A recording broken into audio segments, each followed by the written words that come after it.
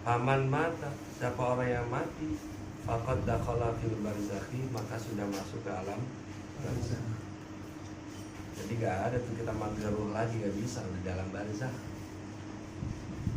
Ya bukan alam dunia. Mati masuk alam barzakh. Nah, masuk alam barzakh itu pintunya kuburan. Kalau pintu kita lahir dari alam rahim aja ke alam dunia, itu pintunya kemaluan ibu kita. Ya.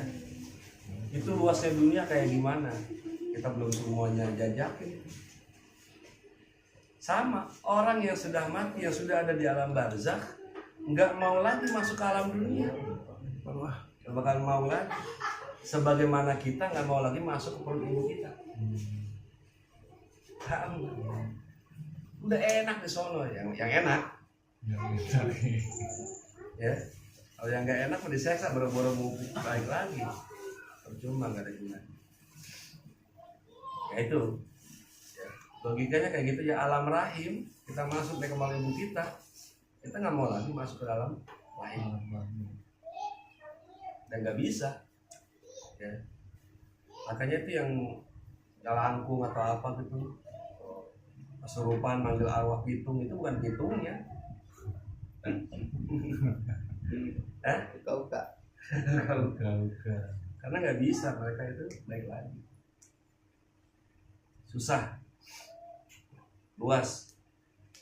Nah, tetapi alam barzakh itu karena itu alamnya bersih ya. Artinya bersih itu kagak apa, nggak kayak di dunia ada debunya segala macam. Jadi mata kita kehaling sama ini tembok. Alam barzakh tembus, bisa ngeliat alam dunia, kayak ngeliat alam akuarium.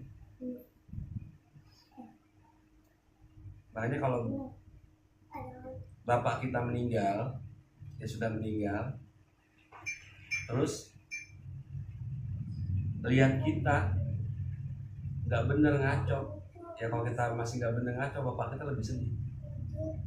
Kenapa? Karena dia lihat. Kalau di alam dunia bapak kita masih dunia nih, kita ngumpet aja di kamar, mau minum, mau mabok, nggak tahu bapak kita dianggapnya bener aja. Kenapa? Bapak kita nggak bisa lihat.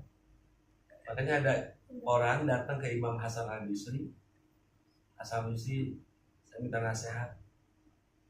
Nasihat apa ya? Bapak kamu masih ada Pak? Udah meninggal. Udah ngapain nasihat? Begitu. Artinya apa ya? Karena orang yang sudah barzakh itu begitu. Makanya sedih banget ya kalau masih lihat anak.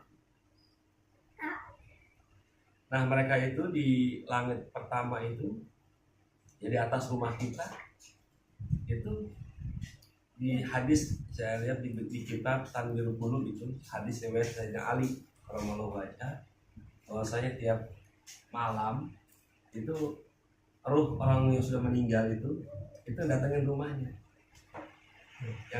yang sudah bisa diizinkan tapi nggak bisa ketemu sama kita. Cuma dia lihat rumahnya, lihat gini nih, apa, bisautin haninin, dengan suara yang sedih. Ya man sakana diari, wahai orang yang tinggal di rumah saya, ada nggak yang ingat sama saya? Ya. Wasu'aluhuma awalu fitnah. Nah, pertanyaannya kedua malaikat itu awal-awalnya fitnah kita, ujian kita dalam kubur itu. Kenapa? Ditanya aja, Masya Allah. Iya, kalau bisa jawab, kalau kagak, jual biaya tentuan.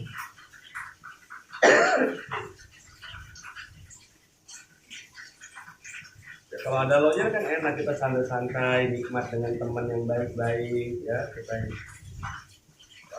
bergembira dalam kubur, dapat nikmat kubur.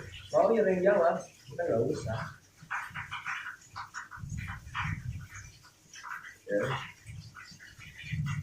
Apa dan dalika Al-Ghazali ini diberi faedah demikian oleh Imam Ghazali.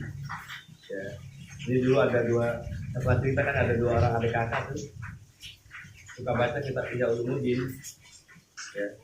Terus abangnya meninggal, beberapa hari kemudian itu akhirnya ketemu dalam mimpi. Bang, gimana kabar di sana?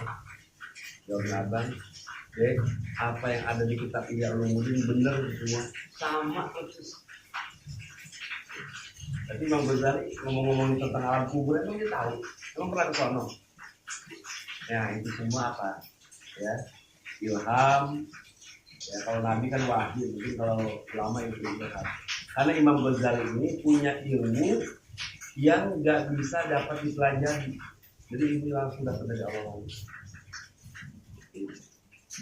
Gara-gara apa? Karena Imam Ghazali itu dia memadukan ilmu batin dengan ilmu zahir dikawinkan. Jadi lahirlah ilmu baru. Itu belum semuanya. Apalagi apa itu? Syekh Maki itu yang ngarang apa? Oh, Syekh Ibnu Arabi yang ngarang kitab Futuhul Makkiyah. Itu. Kalau kata dia, kalau misalnya ilmu saya semua satu di kitab ini saya nggak ada yang paham deh. Apa yang ngomong? Gitu. Sakit apa? Ada ilmu yang banyak yang sudah dapat tapi nggak bisa di saluri. Nah kita yang mau begini aja mau Ghazali ngomong itu masih apa iya. Apalagi ntar kalau ketemu sama Ibnu Arabi itu kita Futuhat Makkiyahnya, wah kemungkinan kagak anu lagi, kagak percaya lagi kita dah. Ya. Jadi ada ulama-ulama yang menjadi duta akhirat. Ya. Jadi kayak kita nih misalnya nih ada orang Indonesia ya jadi duta Indonesia itu ngasih tahu ini di Bali tuh gini, di Indonesia ada Bali, ada Ubud, ada terasiring gini-gini. Itu kan namanya duta pariwisata namanya. Kenapa? Karena dia orang Indonesia tahu jadi menyebarkan Indonesia di sana tuh begini-begini. Itu namanya duta pariwisata. Nah Imam Ghazali seolah kayak duta akhirat. Tahu urusan tujuan akhirat. Kayak seolah dia tuh orang dari sono. Iya, orang dari sono untuk nyampaikan ke. Padahal ini manusia biasa, bukan nabi. Kalau nabi wajar lah mendapat dari wahyu dari Allah. Nah, mereka itu dijulukannya duta akhirat. Imam Ghazali. Ini orang kalau punya ilmu kayak gini luar biasa. Cuma dibilang ngaco. Iya, dibilang angan-angan kok. Iya, angan-angan halusinasi. Tapi orang-orang pintar kayak siapa tuh? Habibie lah Habibie. Nah, siapa tuh filsafat itu mau apa ngajar tentang etika segala macam kehidupan dunia. Tetap aja mereka nggak bakal berhasil. Kenapa? Karena mereka nggak punya manhaj yang dijalankan apa yang dikasih oleh Allah. Jadi ya gagal semua ilmu. Lain sama Imam Ghazali. Imam Ghazali itu dipraktekkan. Jadi dapat ilmu, dipraktekkan, dicobain, dirasai, bisa nerangin. Gitu. Nah, ulama-ulama sekarang kan cuma hanya apa? Bikin pembaharuan doang, kajian, tapi nggak pernah praktekin.